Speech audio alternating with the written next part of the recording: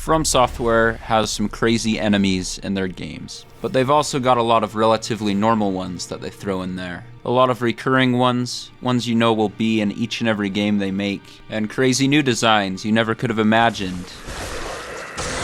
With Elden Ring having been released for over a week, we've been able to get to know some of these enemies quite well. Now I just want to say there are quite a few enemies that were reused from Dark Souls 3, because I know someone's gonna bring it up and they're gonna want me to talk about them. But it's fine, I like these enemies. I'm glad we get to see them again, with an Elden Ring spin. This video will be the first in a series of videos covering enemies that I found interesting, ones that I want to talk about. So no, I'm not gonna cover the lava slugs.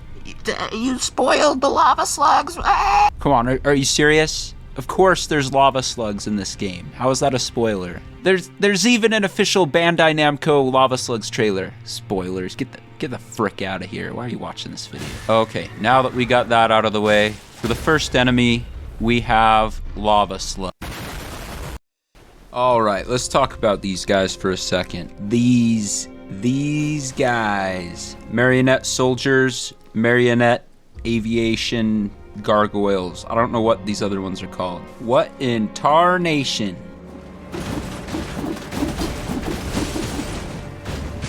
You'll find these fellas wandering all around the Lands Between, just doing what they do, protecting the sorcerers who created them. Though it's not as if the sorcerers took any care while creating them, because their item description says they were literally just thrown together. In fact, they're so poorly made, occasionally they'll just freak out. I mean, arrows go flying, swords, they trip and fall. It's shoddy craftsmanship is what it is. They're made of wood, they got forearms like General Grievous. Imagine being one of these guys. Imagine being the essence that's enslaved by the magic that keeps these things going. What if the item descriptions are a lie? What if these are actual beings forced to be warriors against their will? They're a bunch of enslaved wimicks, a bunch of punchinellos running around wearing cages. Every moment of their lives is an agony, each contortion in their rigid bodies a plea for you to put them out of their misery. I don't know what those animators were smoking down at FromSoft, but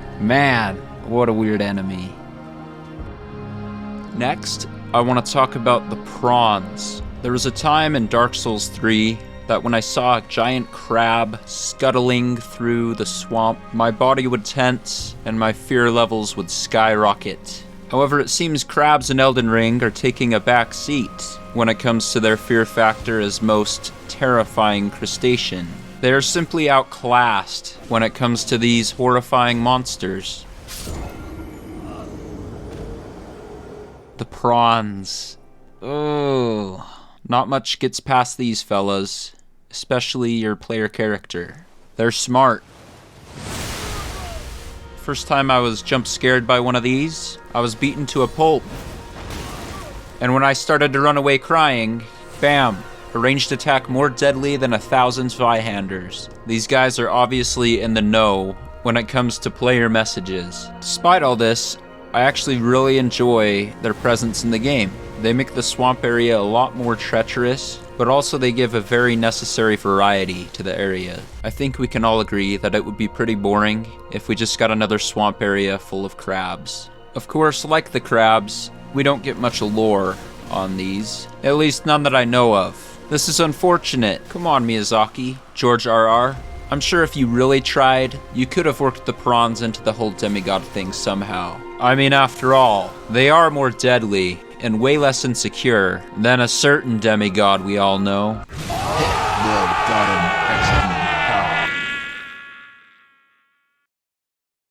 This next enemy is quickly becoming one of the most iconic Elden Ring enemies out there. But do you know its name? Probably, if you've played the game. Iron Virgins. They are deadly killing machines, and one of the most imposing enemies you come across so far in the game. I actually think they're one of the things that got me the most excited when I saw their screenshot before the game came out. They just look so interesting. I mean, what is that, a baby on your war machine? What's the lore on that, Vatty? Give us a little sip. Come on, we need a lore video, please. They're such a cool design, and for some reason they kind of remind me of the dolls from Bloodborne. I don't know, they just kind of give off this imposing vibe. Maybe it's just because you can hear them rumbling around before you actually see them. In my playthrough so far, I've come across 2 different kinds. There's this glaive one, and there's this one. Personally, I find the saw blade one a lot easier. He's like a bull. He just charges at you and you dodge to the side and then you punish him. Simple. The glaive moveset, however, is quite difficult to understand, and I find I always take quite a bit of damage. Huh, but I never die, because I'm so skilled and amazing.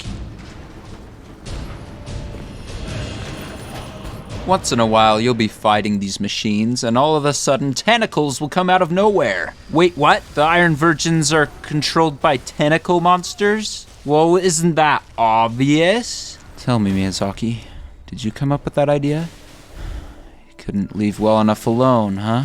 Serious talk, though. Who thought it was a good idea to take in these octopus monsters and give them such powerful machinery? I mean, I'm not doubting the loyalty of Octopus, but what if these guys got it into their heads to, like, I don't know, stage a coup or something? You gotta think about the repercussions this could have. I mean, seriously, who's to stop them from going full apex predator on everyone and everything? These guys are really quite a challenge. Definitely not an enemy to be taken lightly. They're hard, that's for sure. And I mean, if the Iron Virgins are this bad, then there's nothing in this world that can prepare us for what comes next.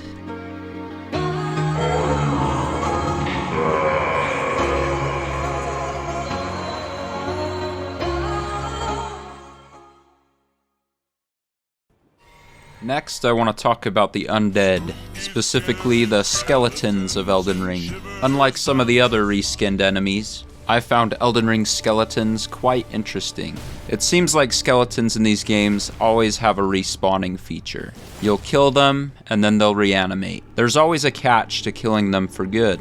In Dark Souls, you had to hunt down some guy. In Dark Souls 3, you just had to kill them twice. However, in Elden Ring, things are a lot more diverse. As I played through my first 30 hours, I would come across skeletons at graveyards. Somehow, I got it into my head that they could only be killed with this spell. I don't know why, that's just kinda what happened.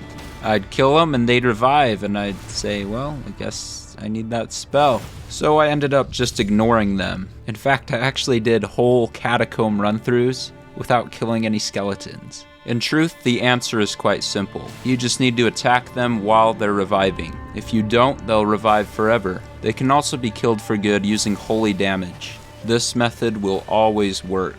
However, sometimes you will find that even if you attack them while they are reanimating, they still won't die for good. That's because sometimes there is a guy you gotta hunt down. Someone's gotta teach him a lesson for being such an annoying wad. And who better than you, main character man? But why, Dead Onion? Why did you include skeletons on this list? Why? Well, it's a long story. But basically, I have a confession to make. I am a skeleton. I'm just kidding, I'm not a skeleton. Ha! Ha! Imagine if that were true. Ha! Ha! Ha! Don't tell the skeletons this, but I included them to make them feel better. I recently discovered that no one has ever made a video on skeletons before. I couldn't find no videos, no nothing. This lack of coverage has driven the skeleton species into a severe and deep depression. Recent studies have even shown that 86% of skeletons are on the verge of giving up. Hopefully this video does something to help them feel better and to know that they're included. But you can do something too. If you see a skeleton on the side of the road or at the park, give them a high five. Let them know they're loved. Maybe say something encouraging, like, "Don't give up, skeleton.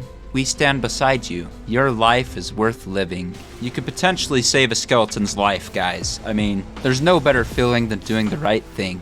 That's why I included skeletons in this video. Also, I got paid by the Skeleton Suicidal Awareness Foundation, but we don't need to mention that. Oh shoot, am I recording? Remember when you were a kid and you looked at your hand and you thought to yourself, no, this isn't just a hand, it's spider as well. And then you spent endless hours pretending that your hand was a spider. Do you remember that? I remember that.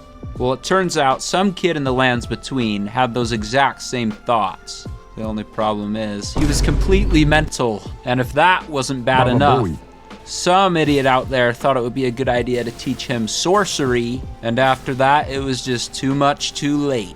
That kid went on to create these. Ugh. Seriously, what kind of messed up mind? I personally believe this old man taught the kid. I have no basis for this conclusion, I just don't like him. The moveset of these things is an actual nightmare. I mean, the roll catch game on these guys, it's sadistic. What's that, you're trying to roll? Nope, no you're not. You're getting hit. What's that, you're trying to roll again? No, nope.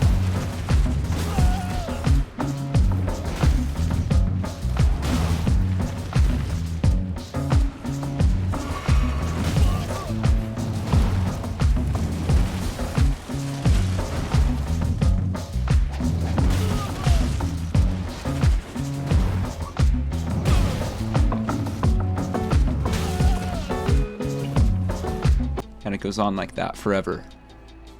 And that's to say nothing about their physical appearance. Just some of the words I would use to describe them are creepy, grotesque, ugly, dirty, and sneaky. Oh, are they sneaky? Look at them, laying there motionless. Remember your blind, deaf, wheelchair-ridden grandmother? Yeah, these guys are sneakier than her. They're more silent than the grave. If I were asked to place these enemies in a ranked list for the worst FromSoft enemies, I wouldn't even include them. I honestly enjoy the presence of the piles of wandering garbage more than these things. And that's saying a lot, because the piles of wandering garbage are literally piles of wandering garbage, and they're better than these hand creatures. I just want to emphasize that point a lot. These things are worse than garbage. To the developer who came up with this enemy, I just want you to know that we've seen your deeds, your heinous crimes, your unpardonable sins. Your actions will not forever go unwarranted. We're closing in on you. It's only a matter of time. And then...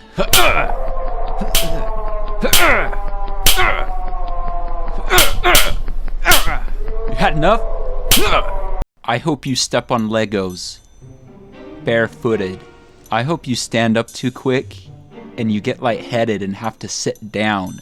I hope you get abducted by aliens and then when you tell everyone the story, no one believes you. I hope your car breaks down on the side of the freeway.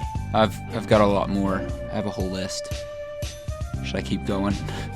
Even with all this being said, I had to include them in this video. If nothing else than to let you all know that I hate them with a fiery, burning passion.